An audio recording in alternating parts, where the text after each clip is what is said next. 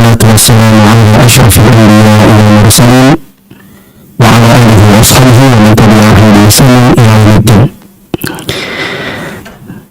Teman-teman yang berbahagia, para pemirsa Mufid TV Official dan Mufid Capital Official, baik yang menyimak di Facebook maupun YouTube. Pada hari ini kita bertemu kembali dalam kajian Wafat Sahabat. InsyaAllah kita akan membaca biografi yang kelima dari buku para sahabat, yaitu biografi Zainab binti Jahash.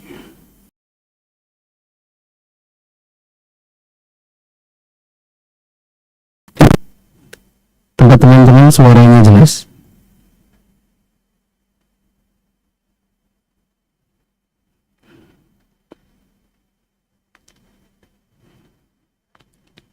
Saya lihat di ini dulu, Facebook, suaranya kurang jelas.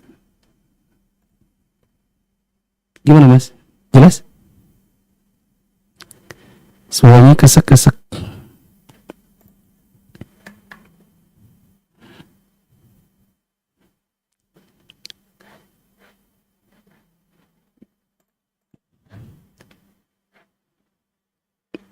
Ini sedikit ada trouble di sini.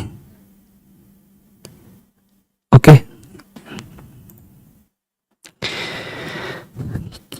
Sebagaimana biasa, untuk teman-teman yang menyimak, ada beberapa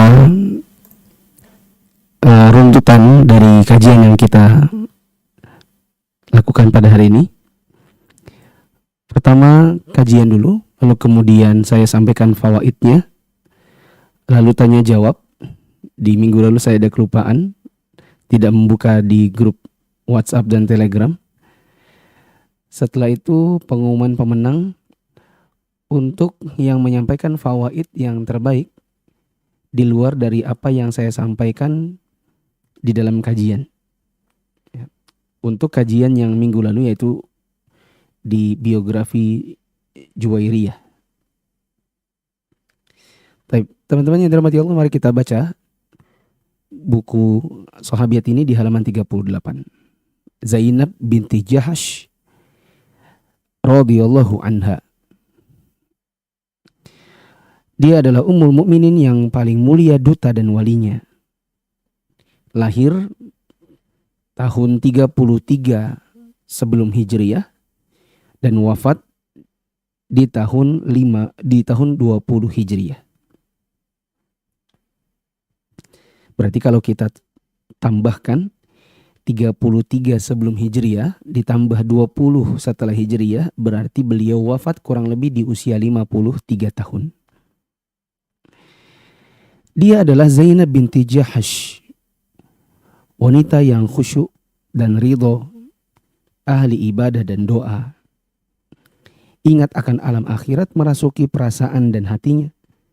Dalam mihrab ibadah dan ketaatan, dia adalah contoh yang tiada duanya dan cahaya yang bersinar. Paman dari pihak ibunya adalah pemuka para syuhada dan singa Allah, Hamzah bin Abdul Muttalib radhiyallahu anhu. Saudaranya adalah pemegang panji pertama yang dikibarkan dalam Islam, orang yang pertama dipanggil Amirul Mukminin, dan salah seorang syuhada yaitu Abdullah bin Jahash. Ibunya adalah bibi Rasulullah SAW yang bernama Umaymah binti Abdul Muttalib. Kita tahu bahwa Nabi SAW adalah anak dari Abdullah bin Abdul Muttalib. Sedangkan Zainab ini adalah anak dari Umaymah binti Abdul Muttalib. Berarti Nabi dan Zainab ini bersepupu. 6. Karena ibunya Zainab yaitu Umaymah adalah bibi Nabi dari bapaknya, berarti Umaymah adalah ammahnya Nabi. Karena Umaymah adalah saudari perempuan bapaknya Nabi. Berarti Umaymah adalah bibinya Nabi dari bapaknya. Dan bibi dari bapak disebut dengan ammah. Am kalau paman. Berbeda halnya kalau bibinya dari ibu berarti namanya kholah. Sedangkan paman dari ibu itu adalah khol. Intinya adalah Nabi dan Zainab itu bersepupu. Sebelumnya Zainab radhiyallahu anha ditawarkan untuk menikah dengan Zaid bin Harithah, mantan hamba sahaya Rasulullah sallallahu alaihi wasallam atas perintah Rasulullah sallallahu alaihi wasallam. Zainab tidak berminat untuk menikah dengan Zaid karena Zaid itu adalah mantan budak. Sedangkan Zainab adalah wanita terkemuka yang memiliki nasab dan kedudukan mulia. Teman-teman masih ingat waktu kita pertama kali kajian ini di biografi Khadijah, di mana Khadijah menikah dengan Nabi SAW. Lalu karena Khadijah tahu bahwa Nabi itu senang mencintai Zaid bin Harithah, maka Zaid bin Harithah yang ketika itu statusnya masih budaknya Khadijah diberikan kepada Nabi SAW, suaminya. Maka jadilah sejak itu Zaid bin Harithah budaknya Nabi. Lalu Nabi membebaskannya dan bahkan mengangkat Zaid bin Harithah menjadi anak angkat beliau. Sehingga Zaid ini adalah maulanya Nabi sekaligus anak angkat. Saking cintanya Nabi SAW sampai kadang-kadang memanggil dia dengan Zaid bin Muhammad. Meskipun kemudian Allah menegur tidak boleh untuk menasabkan seseorang kepada yang bukan bapaknya, tetapi harus dipanggil dengan nama bapak-bapak kandungnya. Maka dikembalikanlah dengan nama Zaid bin Harithah dan bukan Zaid bin Muhammad. Ala kulli hal, Zaid bin Harithah ini adalah mantan budak. Sedangkan Zainab binti Jahsh adalah seorang wanita terkemuka, ya, merupakan keturunan dari bangsa yang tinggi nasabnya, memiliki kedudukan yang mulia. Maka ya, diceritakan bahwa Zainab ini diskusi dengan Nabi atau diskusi dengan ibunya. Ya, lalu timbul rasa kurang berkenan. Ya. Karena soal perbedaan kufu tadi. Perbedaan kufu dari sisi nasab. Dan kedudukan di masyarakat. Ya. Maka turunlah firman Allah Ta'ala. Allah mengatakan, wa makana li mu'minin wala mu'minatin idza qadallahu wa rasuluhu amran an yakuna lahumul khiyaratu min amrihim. Tidak pantas bagi seorang mukmin laki-laki maupun mukmin perempuan jika Allah sudah menentukan sebuah keputusan, tidak pantas bagi mereka untuk memilih opsi-opsi yang lain, untuk memilih pilihan yang lain setelah Allah memilihkan pilihan tersebut. Kemudian Allah mengatakan, wa man ya'sillaha wa rasulahu faqad dhalla dhalalan mubina. Dan barang siapa yang mendurhakai Allah dan Rasulnya, sungguh dia telah tersesat dengan kesesatan yang nyata. Zaid bin Harithah adalah pilihan Nabi. Dan beliau memerintahkan untuk Zainab menikah dengannya. Maka di sini disebutkan, maka Zainab pun tidak mungkin memilih atau menyelisihi perintah Allah dan Rasulnya. Maka dia pun tunduk. Dia mengatakan, fa'angkahtu nafsi. Saya menikahkan diriku sendiri dengan Zaid bin Harithah. Maksudnya, saya bersedia. Ya, karena tidak memiliki pilihan yang lain.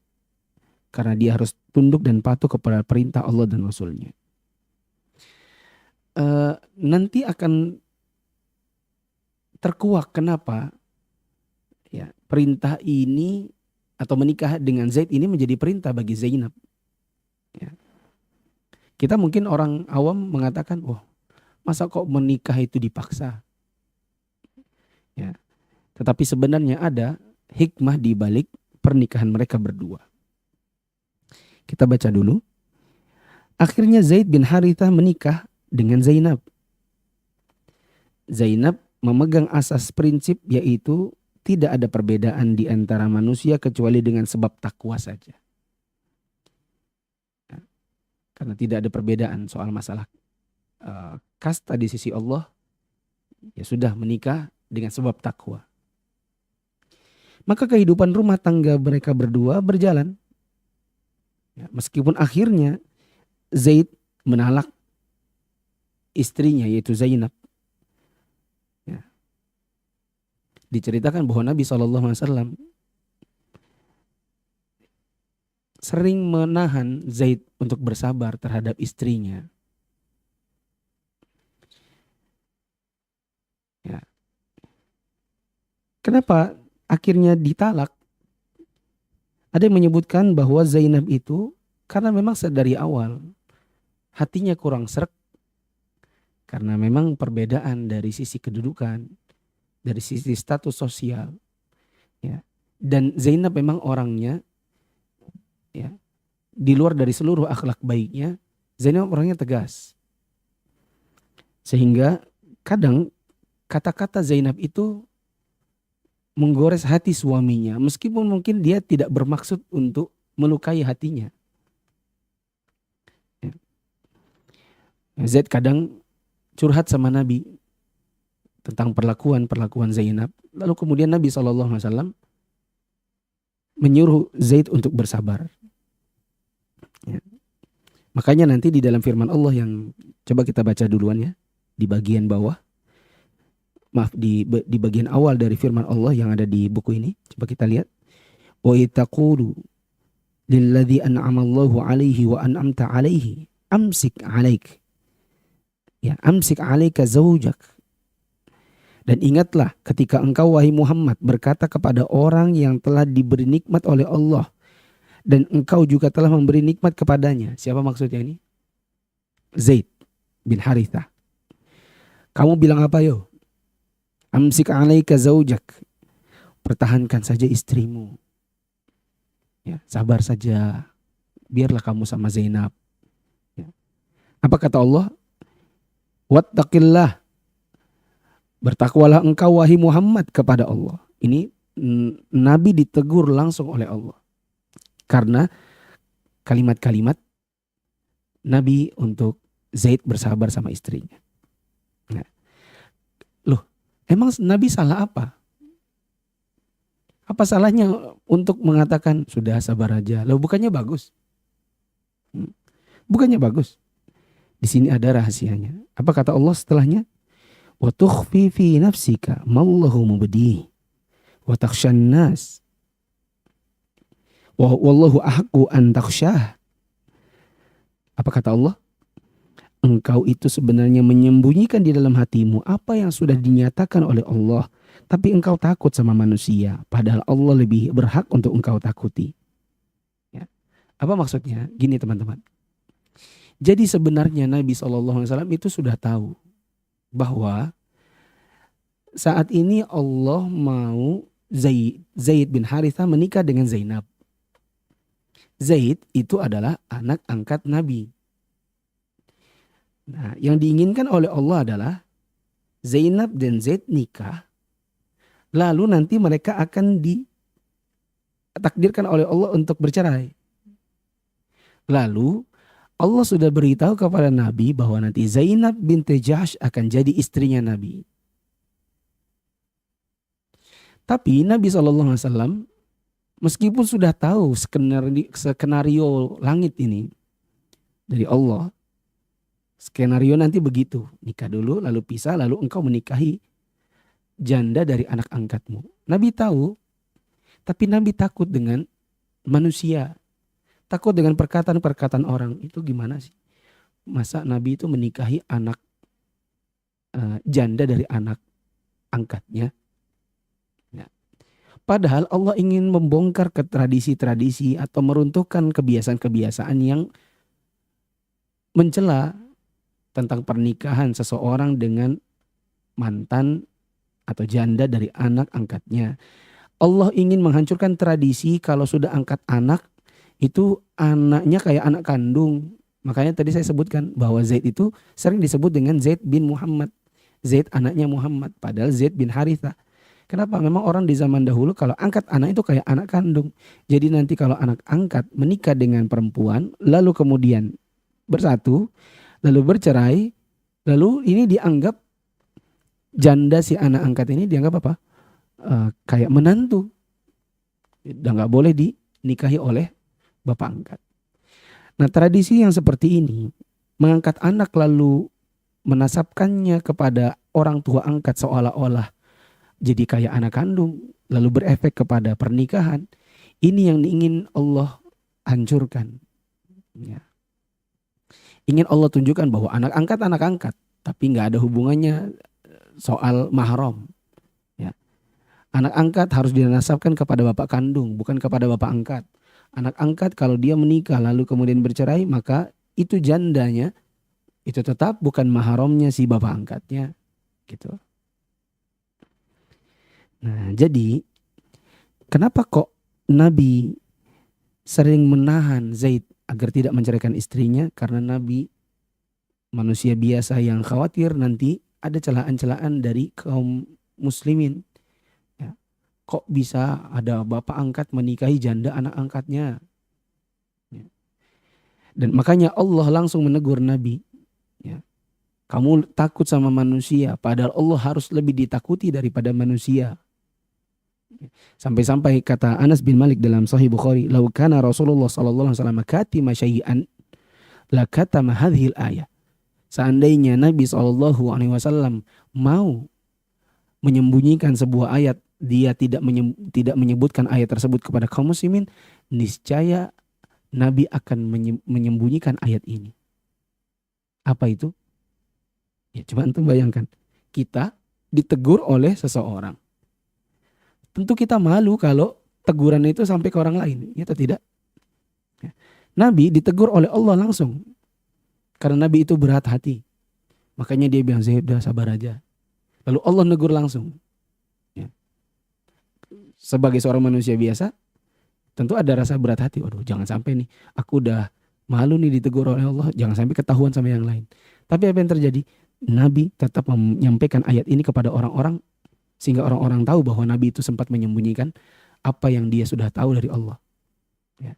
Makanya katanya Anas bin Malik, kalau Nabi itu memang punya niat-niat untuk menyembunyikan ayat, tentu ayat ini disembunyikan oleh Nabi, karena ini seolah-olah nanti mempermalukan Nabi. Semoga teman-teman memahami cerita yang saya maksud ini. Jadi balik lagi, Zaid bin Harithah itu menikahi Zainab, tapi karena perbedaan kufu, maka akhirnya Zainab kadang-kadang mengeluarkan kata-kata yang menyakiti suaminya. Lalu akhirnya suaminya kadang curhat sama Nabi. Lalu Nabi bilang tahan aja, sabar saja. Ya. Meskipun Nabi sebenarnya sudah tahu bahwa skenario Allah adalah mereka berdua nanti memang akan pisah. Lalu kemudian Nabi akan menikahi Zainab. Kita lanjutkan. Ya. Lalu Allah menikahkan Zainab dengan Nabi. Tentu setelah habis masa iddahnya. Disebutkan dalam hadis Nabi SAW justru memerintahkan Zaid sendiri untuk melamar Zainab. Ya. Tapi kemudian Zainab setelah mendengar bahwa Nabi akan melamar dirinya, Zainab itu bilang, istikharah dulu. Ya. Lalu kemudian turun ayat ini. Artinya nggak pakai istikharah lagi. Ini memang sudah perintah dari Allah dan Allah menikahkan langsung. Makanya tadi disebutkan Ummul Mukminin adalah yang paling mulia duta dan walinya karena dia memang menikah tidak pakai wali manusia, tetapi dinikahkan langsung oleh Allah dari langit ketujuh. Apa kata Allah di dalam ayat kelanjutannya tadi? Falamma qada Zaidun minha watara, dan setelah Zaid menceraikan istrinya, tidak ada lagi keperluan bersama istrinya, apa kata Allah? Zawwajnakaha. Ya, kami nikahkan kamu dengan dia. Muhammad dengan Zainab. Likai la yakuna 'alal mu'minina harajun. Supaya orang-orang mukmin itu tidak memiliki rasa berat hati dalam masalah apa? Fi azwaji ad'iyaihim untuk menikah dengan istri-istri dari anak-anak angkat mereka. Ya. Allah ingin kaum muslimin melihat Nabi saja menikahi janda dari anak angkatnya. Nabi menikahi Zainab. Allah ingin menghancurkan tradisi-tradisi yang berlaku di kalangan orang Arab yang menjadikan anak angkat seolah-olah kayak anak kandung. Nah, idza qadaw minhunna watara. Ya.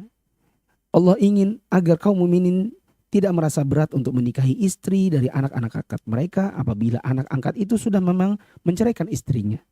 Wa kana amrullahi maf'ula, dan ketetapan Allah itu pasti terjadi.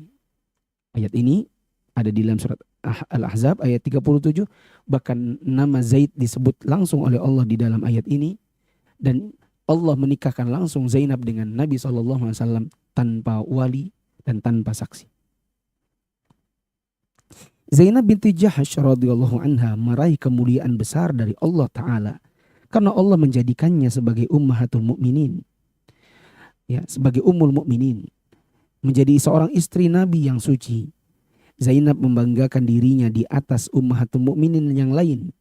Dia berkata, zawwajakunna ahlikun wa zawwajani Allah Ta'ala min fawqi sab'i samawat. Dia berkata, kalian dinikahkan oleh keluarga kalian sendiri, sedangkan aku dinikahkan langsung, ya, oleh Allah dari atas langit ketujuh. Zainab radhiyallahu anha dikenal sebagai wanita yang baik, bertakwa, berakhlak mulia. Dari Aisyah radhiyallahu anha bahwa dia berkata, Zainab binti Jahash menyaingiku dalam memperoleh kedudukan di sisi Rasulullah sallallahu alaihi wasallam. Aku tidak pernah melihat seorang wanita yang lebih baik dalam masalah agama daripada Zainab. Dia adalah wanita yang paling bertakwa kepada Allah, paling jujur kata-katanya, paling kuat silaturahimnya, dan paling besar sedekahnya. Sesungguhnya Allah menikahkannya dan berfirman tentang hal itu. Aisyah radhiyallahu anha berkata, semoga Allah merahmati Zainab. Sungguh dia mendapatkan kemuliaan di dunia yang tidak disaingi kemuliaan apapun.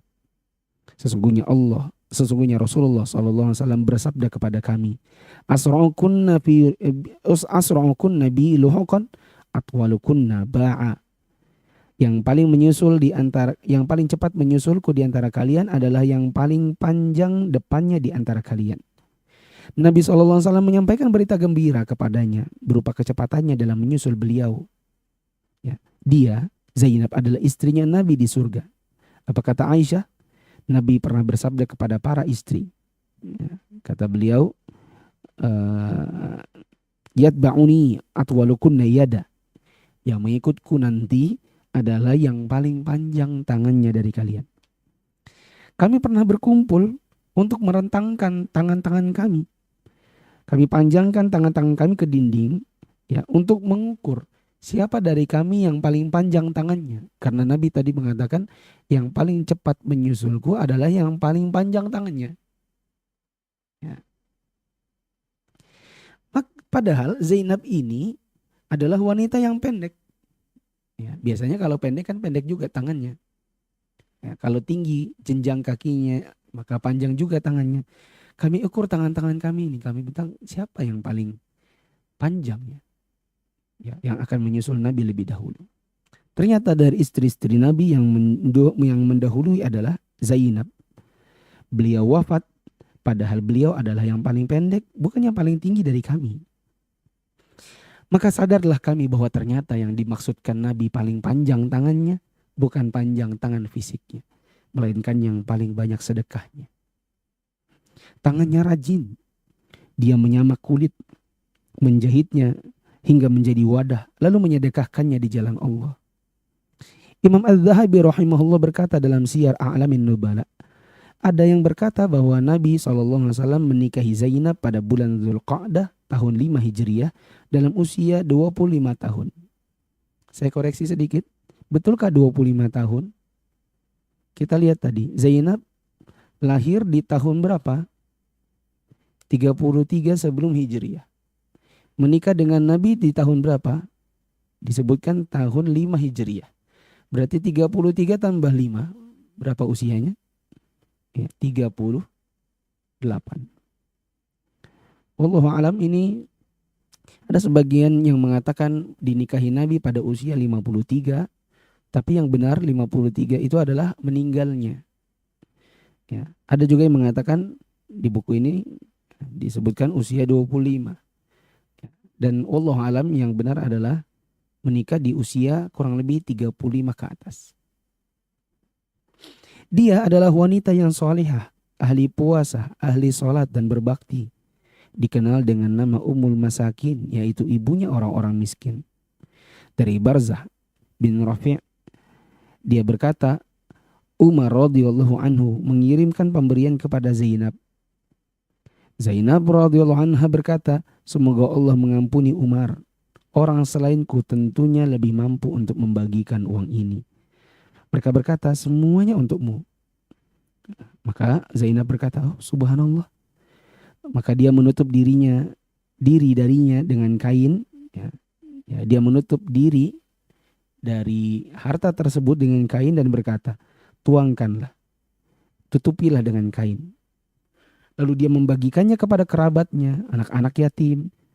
Lalu memberiku sisanya, dan ternyata sisanya adalah 85 dirham. Kemudian dia mengangkat tangannya ke langit dan dia berdoa, ya Allah, jangan sampai pemberian Umar sampai kepadaku lagi sesudah tahun ini. Zainab binti Jahash wafat tahun 20 Hijriah. Ya. Saat ajal tiba, dia berkata, sesungguhnya Allah telah menyiapkan kain kafan. Kemudian Umar akan mengirimkan kain kafan lagi untukku. Bila memang demikian, maka sedekahkanlah salah satunya. Dan setelah kalian menjulurkan kain kafan ke seluruh tubuhku, jika kalian mampu, sedekahkan sarungku. Ya, maka lakukanlah. Semoga Allah meridhoi Ummul Mukminin Zainab binti Jahash radhiyallahu anha, seorang wanita yang khusyuk dan ridho, ahli ibadah dan berdoa. Teman-teman yang dirahmati Allah, demikianlah yang kita baca dari biografi Zainab binti Jahash. Saya pamit sebentar.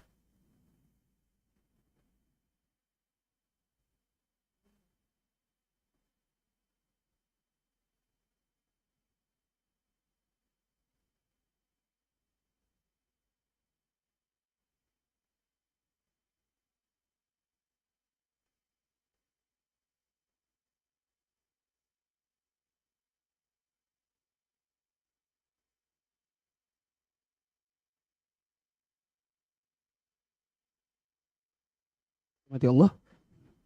Pada hari ini kita nggak ada jeda. Kita langsung dalam pembahasan fawaid yang bisa kita ambil dari kisah Zainab binti Jahash ini. Ya, faedahnya sangat banyak. Pertama, adalah sebuah kewajaran bila seseorang mempertimbangkan kufu. Kufu itu kesetaraan dalam menikah. Tetapi sekufu bukanlah keharusan dalam menikah. Makanya tadi ketika Zainab akan dikawinkan dengan Zaid bin Harithah ini, ada pertimbangan dia loh. Ya. Zainab faedahnya kan sangat banyak. Seorang wanita mulia. Zaid pertama, seorang mantan adalah budak. Sebuah kewajaran ya. Masa iya bila seseorang mempertimbangkan kufu, dan ini kufu itu kesetaraan, pertimbangan yang akhirnya sempat membuat Zainab menolak. Tetapi sekufu bukanlah keharusan dalam kecuali setelah dia makanya tadi mengetahui bahwa ini adalah Zainab akan cuma dikawinkan dengan semata-mata Zaid bin Jahash ini. Ada pertimbangan usulan Nabi, bukan ide. Tetapi ini adalah perintah dari Allah. Iya. Bila seseorang mempertimbangkan kufu, dan ini kufu itu tidak kesetaraan, pertimbangan yang akhirnya sempat membuat Zainab menolak. Tetapi sekufu bukanlah keharusan dalam kecuali setelah dia dari sisi ekonomi. Makanya tadi mengetahui bahwa ini adalah kemudian kufu dari sisi kedudukan sosial. Akan tetapi bila memang hal-hal seperti ini ada yang lebih utama, misalnya karena kesolehan atau ketakwaan, ya, lalu kemudian itu bisa menghapuskan permasalahan ekonomi, Begitu juga misalnya di tempat kita, orang juga gak ada masalah. Ya. Apabila seorang bangsawan menikah dengan seorang yang dari desa, bukan sesuatu yang masalah, maka kufu bukanlah sebuah keharusan yang harus dipertimbangkan. Hanya saja boleh. Faidah yang kedua adalah bagaimana Zainab itu patuh kepada Allah dan Rasulnya. Makanya setelah turun Al-Ahzab ayat 36, tidak pantas bagi seorang mukmin dan mukminah apabila Allah dan Rasulnya sudah memilihkan sebuah pilihan, lalu mereka beralih kepada pilihan yang lain. Maka dia pun patuh kepada Allah dan Rasulnya, lalu dia mengatakan, aku nikahkan diriku. Ini menunjukkan kepada kita bahwa apabila memang sudah ada ketentuan dari Allah dan Rasulnya, maka tidak pantas bagi kita untuk memilih pilihan yang lain. Ya, dalam berbagai hal seperti soal syariat, soal hukum, soal kewajiban, seperti mencakup tentang sholat, mencakup soal pakaian, mencakup soal halal haram, pekerjaan, muamalah. Lalu kita mengatakan, waduh ini kalau menurut saya memberatkan saya. Ya. Seperti misalnya bekerja ya. Kita katakan, oh pekerjaannya ini riba, yang ini halal. Kemudian ketika menyebutkan masalah riba, tersentil nih. Ya, karena pekerjaannya berhubungan dengan itu. Lalu mereka mengatakan, aduh ini berat untuk saya. Ya udahlah, nggak usah dengerin kajiannya, atau ustadznya nggak usah dipanggil lagi.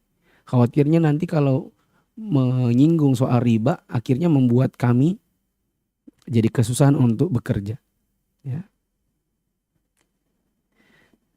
Nah, faedah yang lain adalah perceraian itu tidak bermakna aib. Jika ada wanita diceraikan suami, itu tidak bermakna otomatis menjadi aib bagi si perempuan. Sebagaimana ketika Zainab diceraikan oleh Zaid bin Harithah, itu bukan sebuah aib bagi Zainab. Ya. Bahkan ada hikmah di balik itu, di mana Zainab akhirnya dinikahi oleh Nabi SAW. Zainab setelah bercerai akhirnya menikah dengan orang yang jauh lebih baik, ya, daripada suami yang pertama. Artinya kalau ada perceraian, kita jangan pernah menghujat, ya. Tahan lisan dari mengatakan misalnya, ya itulah wajar aja kemudian diceraikan atau bercerai sama suaminya. Itu pasti itu istrinya itu istri yang jelek itu. Ya. Tidak seperti itu. Bahkan ada seorang duda yang datang ke tempat saya. Dia mengatakan begini, Ustadz, saya itu mau menikah dengan seorang perempuan yang bapak ibunya itu bercerai. Nah, kata mama saya, ya, kata si duda ini, kata mama saya jangan, ya, karena itu perempuan adalah anak dari suami istri yang bercerai. Ya. Kalau mau menikah itu maka jangan yang bapak ibunya bercerai. Loh, apa masalahnya? Emang kita mau nikah sama mamanya? Ya. Kita mau menikah dengan anaknya. Adapun perceraian itu adalah urusan bapak ibunya. Ya, sebagian orang justru menghambat atau mempersempit ruang-ruang untuk menikah antara seorang laki-laki dan perempuan dengan alasan perceraian. Ya. Perceraian bukan aib. Ya. Perceraian bagian dari rumah tangga yang kadang ada selamat, ya, kadang tidak. Di antara para sahabat banyak yang bercerai. Bagaimana Abdullah bin Umar menceraikan istrinya. Nabi pernah menceraikan Hafsah, istrinya. Sebagaimana yang kita baca di dua pertemuan yang lalu. Sebagaimana juga Zaid bin Harithah menceraikan Zainab. Kita katakan rumah tangga yang utuh sampai hajal menjemput itu adalah sebuah keutamaan. Tapi bila terjadi perpisahan itu bukanlah aib, ya, karena bisa jadi Allah memang mentakdirkan sesuatu yang lebih baik bagi suami dan istri ini. Nah, faedah yang lain, kalau janda maka baru boleh menikah setelah habis masa iddah. Di faedah yang lain adalah sepupu bukan mahram. sepupu bukan mahram. Makanya Nabi SAW menikah dengan sepupunya yaitu Zainab binti Jahsh setelah sepupunya menjanda. Ya. Karena boleh menikah, maka berlakulah hukum mahram antara kita dengan sepupu. Seperti tidak boleh berdua-duaan, tidak boleh boncengan, tidak boleh jabat tangan lawan jenis ya, dengan sepupu yang lawan jenis. Saya pernah bilang sama sepupu saya waktu lebaran, gini aja ya kak. Gitu. Kata sepupu saya, loh masa kita tidak boleh bersalaman? Saya bilang kita tidak boleh karena kita bukan mahram. Apalagi mahram? Ya, kalau mahram itu boleh menikah. Dia bilang, siapa juga yang mau menikah sama kamu? Kamu kan adekku. Orang awam nggak paham ya. Kita katakan intinya kita bukan mahram. Bukan mahram itu artinya boleh menikah dan berlaku hukum-hukum seputar yang bukan mahram. Dan itu berlaku pada sepupu sekali. Nah, faedah yang lain, anak angkat tidak berlaku hukum mahram. Tidak berlaku seperti anak kandung, maaf, saya ganti kata-katanya. Anak angkat tidak berlaku hukum seperti anak kandung. Hukum anak kandung. Sehingga tidak mengapa. Tidak berlaku hukum anak kandung misalnya tidak dapat warisan. Kalau kita punya anak angkat adalah anak angkat. Dia tidak punya jatah warisan. Begitu juga kalau anak angkat kita ini misalnya laki-laki menikah dengan perempuan. Maka istri dari anak angkat bukan mahram bagi bapak angkat. Bila anak angkatnya adalah perempuan, maka anak angkat ini bukan mahram bagi si bapak angkat. Begitu juga si anak angkat bila menikah dengan laki-laki, maka laki-laki yang menjadi suami anak angkat ini bukan mahram dari mama angkat. Nah inilah yang tadi saya bilang ingin dibongkar oleh Allah. Melalui pernikahan antara Zaid dengan Zainab. Lalu kemudian Allah takdirkan mereka berpisah. Lalu Zainab dinikahkan oleh Allah langsung dengan Nabi Muhammad SAW.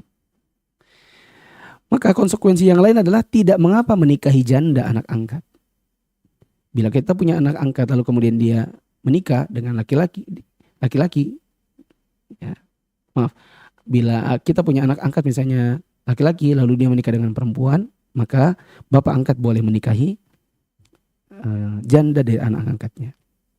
Buktinya adalah Nabi menjadi bapak angkatnya Zaid menikah dengan Zainab yang merupakan mantan istri Zaid. Faedah yang lain, menikah tanpa wali dan saksi itu berlaku. Tapi hanya bagi Nabi. Apabila ada orang di zaman sekarang mengatakan dirinya saya menikah, tapi saya nggak perlu wali dan nggak perlu saksi. Kita katakan, oh apakah Anda Nabi?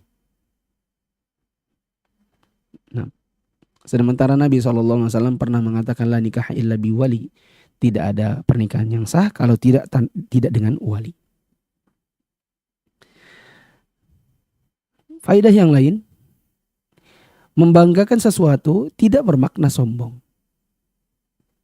Sebagaimana tadi Zainab binti Jahsh sempat membanggakan dirinya di atas istri-istri Nabi yang lain. Dia mengatakan kalau kalian semua dinikahkan oleh keluarga kalian, oleh wali-wali kalian. Sedangkan saya dinikahkan langsung oleh Allah dari atas langit ketujuh. Ya. Apakah kita bilang, berarti Zainab ini orangnya sombong dong? Kita katakan, oh tidak. Buktinya istri-istri Nabi yang lain yang ya, ibaratnya menjadi korban dalam tanda kutip dari kata-kata Zainab ini. Seperti Aisyah termasuk diantaranya. Aisyah justru memuji akhlak dan kebaikan Zainab. Lalu untuk apa dia membanggakan sesuatu? Untuk sesuatu yang kita mungkin tidak paham. Seperti saya pernah bilang, maklum kalau di dalam poligami biasanya memang ada persaingan antara istri-istri. Sehingga mungkin pada suatu ketika Zainab membanggakan dirinya karena ya Namanya juga antara istri kadang-kadang ada persaingan-persaingan. Ya. Tapi tidak bermakna yang bersangkutan kemudian sombong. Contoh yang lain misalnya seseorang membanggakan prestasi di dalam sekolah, ya, dalam akademis. Tapi tidak bermakna untuk menyombongkan diri, melainkan untuk memotivasi yang mendengarkannya. Maka ini tidak mengapa. Nah, artinya kita yang mendengar tidak boleh langsung menjustifikasi kesombongan. Hanya saja yang mengatakan ini jangan sampai Anda mengucapkan prestasi atau mengucapkan sesuatu yang membanggakan adalah dalam rangka untuk menyombongkan diri. Faedah yang lain, bisa jadi kita tidak suka dengan sesuatu namun itu baik bagi kita. Lihat hikmah di balik perintah Allah kepada Zainab untuk mau menikah dengan Zaid. Ya. Ada hikmah besar yang diinginkan oleh Allah dan itu baik. Ya. Apa itu? Satu, tradisi-tradisi yang salah di kalangan orang Arab ketika itu seputar anak angkat hilang. Dibongkar oleh Allah. Yang kedua, akhirnya Zainab menikah dengan Nabi SAW dan menjadi salah satu ummahatul mukminin. Ini menunjukkan kepada kita kebaikan Zainab. Ya, dia terima setelah dia menjalankan perintah Allah. Meskipun di awalnya dia tidak suka. Jadi bisa jadi kita tidak suka dengan sesuatu tapi itu baik bagi kita. Dan Allah lebih tahu. Sebagaimana Allah katakan, ya, asa an takrahu syai'an wa huwa khairul lakum. Bisa jadi kalian suka dengan sesuatu tetapi itu ternyata adalah, bisa jadi kalian tidak suka dengan sesuatu tetapi itu ternyata baik untuk kalian. Ya. Lalu Allah katakan, wallahu ya'lamu wa antum la ta'lamun. Allah tahu sementara kalian tidak mengetahui. Faedah yang lain, Allah di atas langit. Sebagaimana tadi perkataan Zainab, wa zawwajani Allahu ta'ala min fawqi sab'i samawat. Dan Allah menikahkan aku langsung dari atas langit ketujuh. Apa katanya tadi? Dari atas langit ketujuh. Berarti Allah di mana? Ini termasuk di antara satu dari ribuan dalil bahwa Allah itu di atas langit. Teman-teman yang dirahmati Allah, hikmah yang lain, meski kadang cemburu, tetaplah memuji madumu. Ini adalah untuk para akhwat. Bila dia adalah satu dari sekian istri suaminya, maka meski mungkin kadang-kadang Anda cemburu, coba lihat bagaimana Aisyah. Aisyah, meskipun dia kadang cemburu dengan Zainab, dia bilang Zainab itu menyayangiku dalam kedudukan di sisi Nabi, dan dia orangnya bertakwa, jujur, silaturahim, dan paling banyak sedekah. Dua faedah yang terakhir, rajinlah bersedekah dan membantu orang miskin. Dan yang terakhir, jika kita memiliki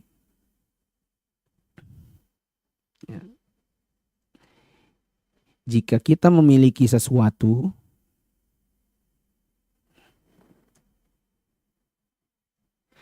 lalu kita dapati pemberian dari orang lain yang sejenis, maka ada baiknya yang sudah dimiliki atau yang baru dipunya disedekahkan kepada orang lain. Contoh, kita punya sepatu, kemudian kita dapat sepatu baru dari online. Sepatu yang lama ada baiknya disedekahkan kepada orang lain.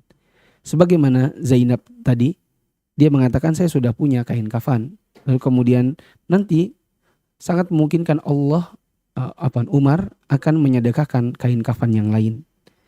Ya, maka sedekahkanlah salah satunya. Ya, itu yang sering dikatakan juga oleh istri saya. Kita kalau punya barang baru, maka barang yang lama dan masih layak untuk dipakai oleh orang lain, mungkin bisa ditawarkan ke orang lain. Siapa tahu ada yang senang untuk menerimanya. Wallahu a'lam bishawab. Mungkin ini yang bisa kita baca dari biografi Zainab binti Jahash. Begitu juga fawaid-fawaid yang bisa kita dapatkan dari kisahnya ini. Sedikit saya ulang sebuah faedah yang tidak disebutkan di dalam buku ini, bahwa pernikahan Zaid dan Zainab itu adalah skenario Allah. Ya, ada hikmah yang Allah ingin sebutkan atau Allah ingin berikan kepada kaum muslimin terkait permasalahan anak angkat.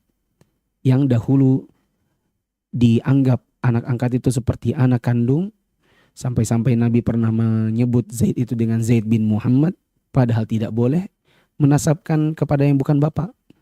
Ya.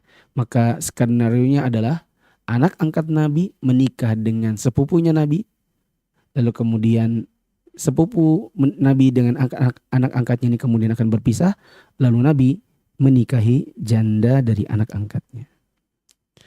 Wallahu alam bisawab. Kalau ada pertanyaan silakan teman-teman memposting di grupnya masing-masing. Ya, baik grup Umroh Akhwat yang pernah safar bersama saya, begitu juga di grup Balikpapan Mengaji Sunnah dan grup Indonesia Mengaji Sunnah, baik yang ada di WhatsApp maupun yang ada di Telegram. Baik. Saya dahulukan yang di grup-grup. Nanti bila tidak ada, lalu saya pindah ke YouTube dan Facebook. Nah. Tapi untuk teman-teman yang bertanya kepada saya lewat grup WhatsApp dan Facebook, kalau saya sudah lihat ya, jam 10 ke atas grupnya tidak naik ya, chattingannya tidak naik ke atas, berarti saya asumsikan tidak ada yang bertanya. Baik. Saya lihat di grup WhatsApp yang bertanya ke saya tidak ada. Ya. Adanya grup Biro Jodoh nih, ya, pada posting apa nih? CV. Ya, semoga mereka mendapatkan jodohnya masing-masing. Nah, oh ya, kita punya Biro Jodoh teman-teman, Biro Jodoh Mufid yang sudah digalakkan dari 1 tahun yang lalu di bulan Muharram, dan kita di angkatan 2 ini ya baru digerakkan lagi lewat Telegram. Baik. WhatsApp tidak ada sama sekali, saya pindah ke Telegram.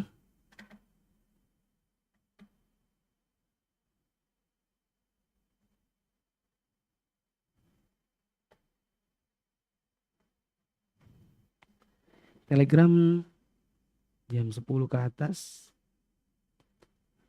tidak kelihatan. Oke, saya pindah ke YouTube Mufid TV dulu.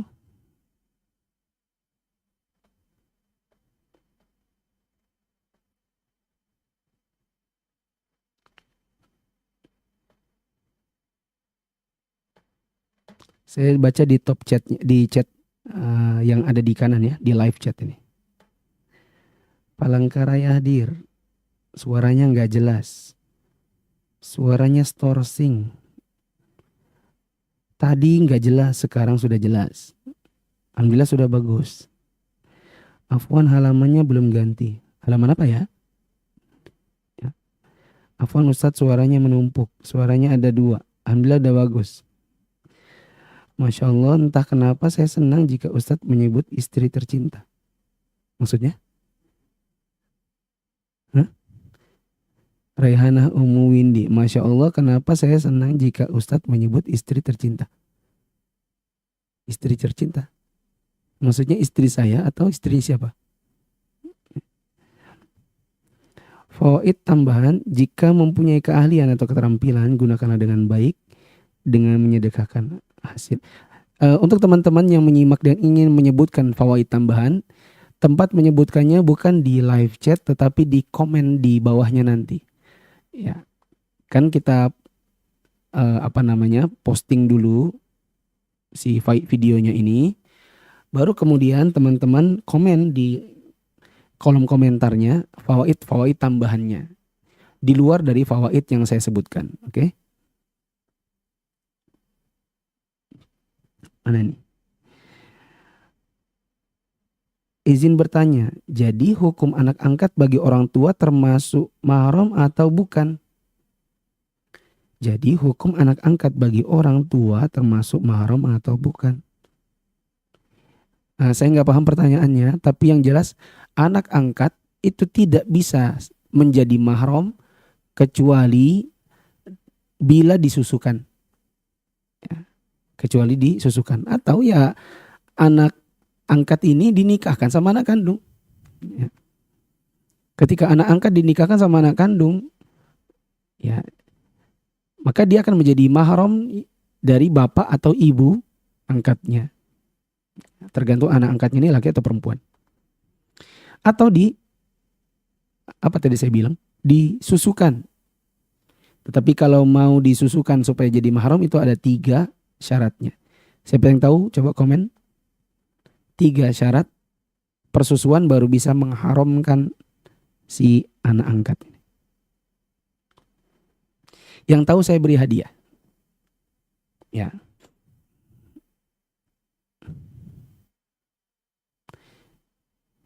Zainab bintu Jahash mendapat yang lebih baik, bagaimana dengan Zaid Ustadz? Zaid jadi anak angkat Nabi itu dia udah menyenangkan. Ya. Kita pikir tuh, kita jadi anak angkat dari orang terpandang. Ya. Seneng gak tuh? Bagaimana kalau jadi anak angkatnya Nabi? Izin bertanya, jika sepupu kita langsung tiba-tiba datang dan menyodorkan tangan untuk salaman, itu gimana menolaknya Ustadz? Tadi saya bilang, kalau dia menyodorkan tangan kita bilang gini aja ya kak, gitu. Gini aja ya kak. Soalnya kadang gak enak kalau tangannya sudah disodorkan. Ya kita gini aja. Sekali kita nyodorkan, itu menunjukkan bahwa kita kalah. Dan kekalahan pertama akan mengakibatkan kekalahan-kekalahan berikutnya. Jadi jangan pernah ngalah kalau sepupu datang dan menyodorkan tangan untuk menjabat tangan, maka langsung tolak dan tangkupkan tangan. Katakan gini saja kak. Nanti kalau dia nanya, oh nggak boleh kak sekarang? Oh nggak boleh kak, bukan dari sekarang. Dari 1400 tahun yang lalu sudah nggak boleh ternyata. Ya, karena kita bukan mahram. Apa itu mahram? Mahram itu artinya orang yang tidak boleh menikah. Nah karena kita bukan mahram berarti kita boleh menikah.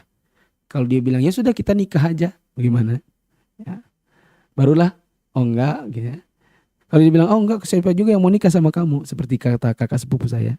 Siapa juga mau nikah sama kamu? Kamu kecil aja saya yang gendong, kata dia. Ya, saya bilang ya, yang jelas Islam seperti itu. Ya. Lama-kelamaan sepupu-sepupu sudah mulai paham. Oh ini Pak Ustadz ini. Ya. Jadi kalau sudah ketemu ya, akhirnya menangkupkan tangannya. Dia sudah paham bahwa kita tidak akan mau menjabat tangan. Ingat, kekalahan pertama akan mengakibatkan Anda kalah terus-menerus.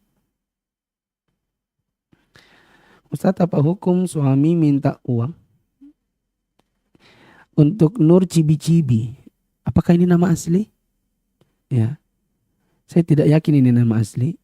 Nur Cibi-Cibi. Nah, jadi bagus pakai nama-nama asli. Ya.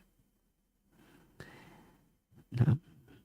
Assalamualaikum Ustadz, apa hukum suami minta uang kepada istri untuk buat rumah? Minta uang untuk buat rumah berarti rumahnya istri. Kalau istri punya kemampuan maka istri bilang oke, saya bangun tapi ini rumah saya. Dan terus terang saya pribadi sangat menentang patungan suami istri untuk buat rumah. Ya, kenapa? Kita tidak pernah tahu perjalanan pernikahan. Siapa tahu kemudian pisah dan bercerai. Ya, lalu kemudian berebutan di rumah. Ya, rumah punya siapa? Jadi pilih rumah dibangun oleh istri saja atau suami saja. Kalaupun ternyata uangnya nggak cukup dan harus patungan, maka harus diperhitungkan berapa uang si suami, berapa uang si istri. Sehingga manakala ternyata bercerai lalu kemudian dijual rumahnya, maka akan kelihatan berapa persentase dari hasil penjualannya untuk si suami maupun si istri. Ya, patungan yang nggak jelas itu akan berakibat ketidakjelasan juga manakala ternyata Allah takdirkan berpisah. Saya pernah mendengar ada seorang akhwat. Ya. Akhwat ini ayahnya punya rumah. Suaminya ikut-ikut mau renovasi itu rumah. Akhirnya dibuatlah dapur. Keluar uang suami 10 juta, 20 juta. Ternyata meskipun sudah menikah cukup lama dan anak sudah beberapa, ternyata Allah takdirkan mereka pun akhirnya berpisah. Apa kata si suami? Uang saya di dapur ini 10 juta.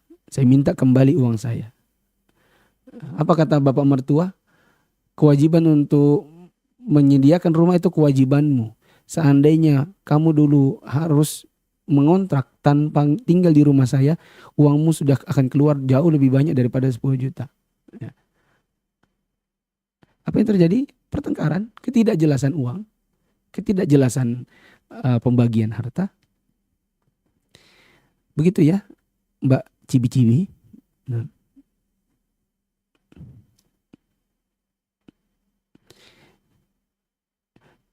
Ustadz bertanya, apakah ada batasan usia untuk menjadikan seseorang menjadi anak angkat? Apakah ada batasan usia untuk menjadikan anak angkat? Ya. Menjadi anak angkat tidak ada batasan usia, tapi ada jadi batasan mahramnya. Makanya tadi kalau ada yang menyebutkan 3 syarat, ya. Ini pada Fatimah Yusnita nih menyebutkan 3 syarat menjadi mahram, tapi yang 3-nya dia tulis lupa.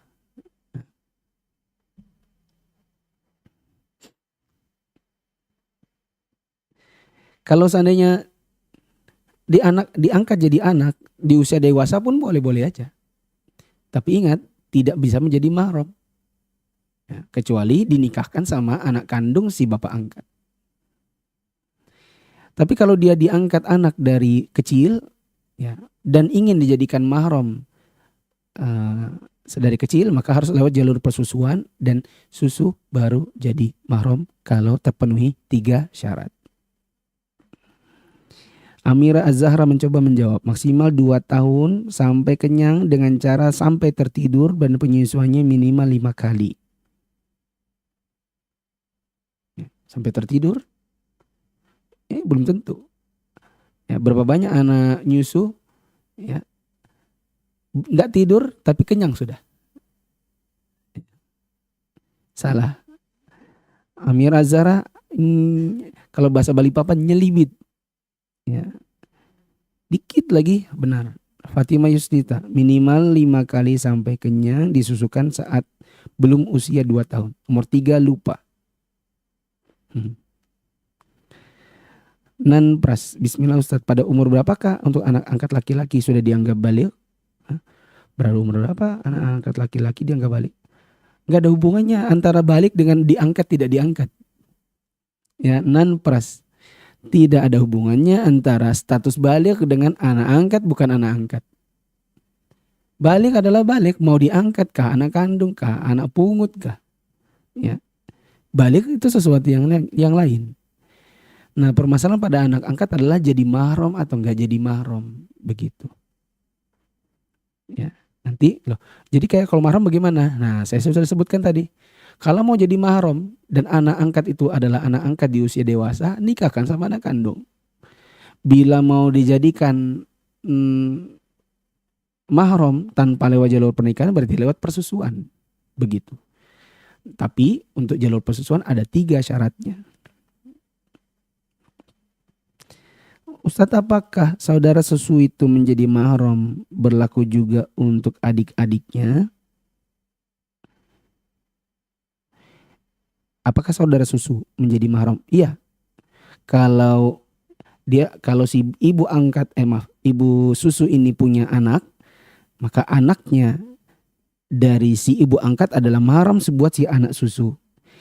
Dan menjadi mahram untuk ibu susunya. Tapi tidak menjadi mahram untuk anak dari ibu susu buat si adik-adiknya. Nah, berlakunya untuk dirinya, jalurnya ke ibu susu dan ke anak-anaknya ibu susu. Ya. Oh maaf, tidak berlaku untuk saudara-saudaranya. Maaf, tidak berlaku untuk saudara-saudaranya. Si anak angkat ini, si anak susu. Tapi berlaku untuk ibu susu dan ke anak-anaknya. Begitu juga ke saudara-saudarinya sampai ke nenek-neneknya. Bagaimana saran Ustadz agar istri kita mendekati sifat-sifat seperti Zainab?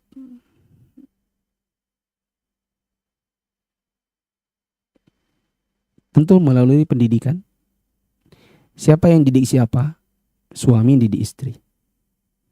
Begitu juga istri dibawa ke pengajian-pengajian supaya terus mendapatkan siraman rohani. Susilawati disusui sampai kenyang minimal 5 kali sebelum umur 2 tahun. Oke, saya cukupkan dari dari YouTube-nya Mufid TV Official. Oke. Dan yang benar adalah 3 syarat itu, nyusunya minimal 5 kali. Kedua, setiap kali nyusu sampai kenyang. Tidak boleh disusui tapi dicabut. Ya. Saat menyusui, kepalanya dicabut 1, 2, 3, 4, 5. Nggak boleh. Begitu juga 5 kali ini, nggak boleh yang ini kenyang, ini nggak kenyang. Tapi 5 kali nyusu ini kenyang-kenyang semua. Yang ketiga adalah usianya maksimal 2 tahun. Waktu menyusu usianya maksimal 2 tahun. Ya.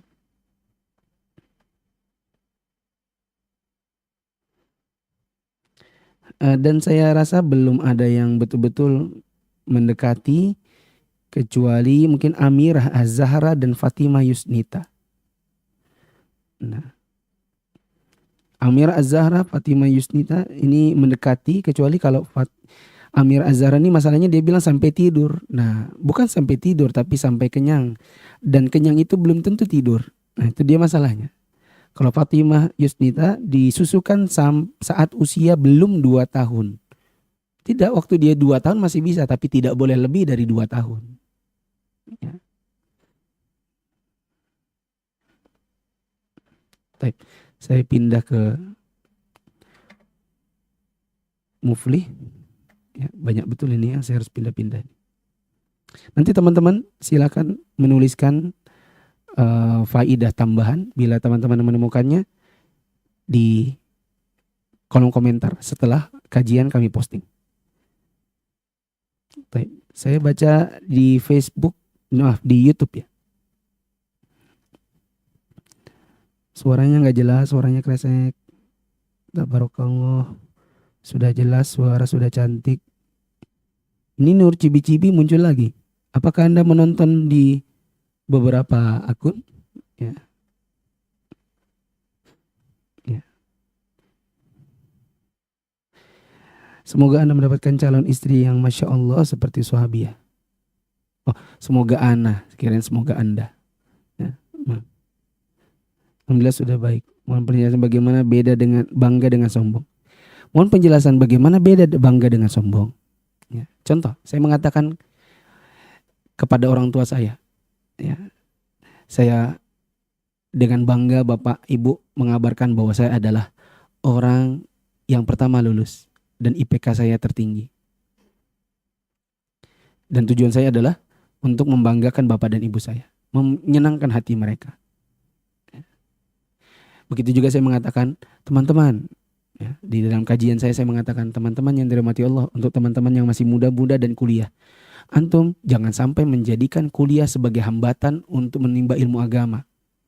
Jangan pernah mengatakan saya nggak bisa menimba ilmu agama soalnya saya kuliah. Jangan pernah mengatakan oh saya kuliahnya jelek-jelek nilainya soalnya saya banyak belajar agama. Karena dulu ketika saya dan teman-teman saya yang ikut pengajian ustadz-ustadz di Jogja, begitu juga kita yang di Arab Saudi, kita menggabungkan dua-duanya. IPK terbaik, lulusan tercepat, tapi tetap belajar agama. Itu bukan alasan. Nah, ini adalah membanggakan sebuah prestasi untuk dicontoh dan meneruskan stigma yang salah dari orang-orang yang hadir, khususnya dari kalangan para mahasiswa. Tapi beda halnya dengan sombong. Sombong ini tidak bermakna apapun kecuali sebatas untuk membanggakan diri. Nah, syaratnya persusuan lebih dari 2 tahun. Ini kurang. Nida Anisa Rahma, syarat persusuan susu dari manusia. Iya, susu dari manusia, masa susu dari sapi? Atau susu formula? Kalau nanti susu sapi atau susu formula bisa dijadikan sebagai bahan mahram, wah, nggak jelas nanti kita siapa anaknya siapa. Dan susu dari susu formula. Jadi anaknya siapa? Anaknya ibu-ibu penjual susunya, ya. Lewat depan rumah Anda, susu murni nasional yang jual ibu-ibu, ya. Lalu kita susukan, lalu kemudian jadi mahram, ya. Ya jelas susunya susu manusia, ya. Tapi yang dimaksud adalah bukan seperti itu. Dalam masa penyapiannya itu sebelum 2 tahun. Enggak, 2 tahun maksimal. Maksimal 2 tahun. Itu nama di email saya udah digunakan lebih dari 5 tahun, Ustadz. Namanya saya Nur Asia. Anggota MIA 5. Ahlan wa sahlan. Ya. Ya banyak ya orang pakai email itu namanya aneh-aneh ini kan. Ada dulu cantik kue, ya. Nida cantik kue, Anissa Maniez, ya kan. Dan lagi Nur Cibi-Cibi. Kenapa tidak Nur Cimi-Cimi? Syarat 1, usia maksimal 2 tahun, minimal 5 kali setiap menyusu sampai kenyang. Nah ini benar. Siapa ini? Ika Nur. Silakan Ika Nur WA ke 0895 715 2850. Ika Nur, silakan WA 0895 715 2850. Indah Eka Nur. Syarat persusuan menjadi mahram, ya. Gak bisa sudah ya, meskipun saya baca tapi Anda didahului oleh Ika Nur. Ya. Sahkah pernikahan yang awalnya si istri minta diceraikan tapi suaminya gak mau menceraikan? Sahkah pernikahan yang awalnya si istri minta diceraikan tapi suaminya, lah minta cerainya di mana? Ya, tapi akhirnya terceraikan atau diketok palu oleh hakim atau tidak? Saya belum bisa menjawab dengan sempurna untuk Gina Rafa karena pertanyaannya pun belum memenuhi kejelasan pertanyaan. Saya pindah ke Facebook Mufli dulu. Syarat persusuan menjadi mahram, sudah ya? Syarat-syarat mahram, sudah. Saya cukupkan. Ada 33 komen, saya nggak bisa baca semua ini. Tidak kelihatan dia di laptop saya. 33 komen ini. Dan terakhir di Mufid TV Facebook. Afwan Ustaz, jika bercerai itu lebih baik, tapi apa makna bahwa Allah tidak menyukai perceraian? Hadis yang menyebutkan abghadul halal indallahi at-talaq, sesuatu yang Allah halalkan tapi Allah benci, ya. Atau sesuatu yang halal tapi Allah paling benci adalah perceraian, ini bukan hadis yang sahih. Oke? Jadi pertanyaannya dibangun di atas pengetahuan tentang sebuah hadis yang tidak sahih. Ya, begitu saja. Yang jelas cerai itu boleh jika memang dibutuhkan. Yang tidak boleh adalah minta cerai ujuk-ujuk tanpa alasan yang dibenarkan di dalam syariat.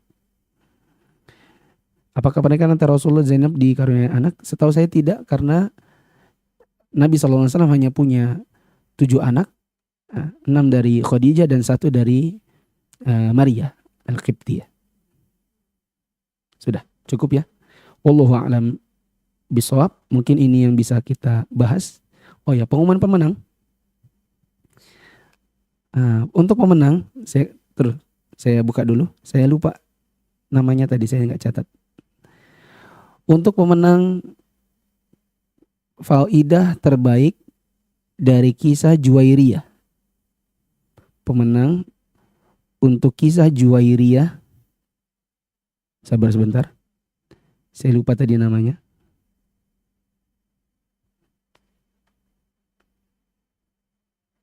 Ada di mana ya tadi ya? Di Mufid TV kayaknya. Mufid TV official di YouTube.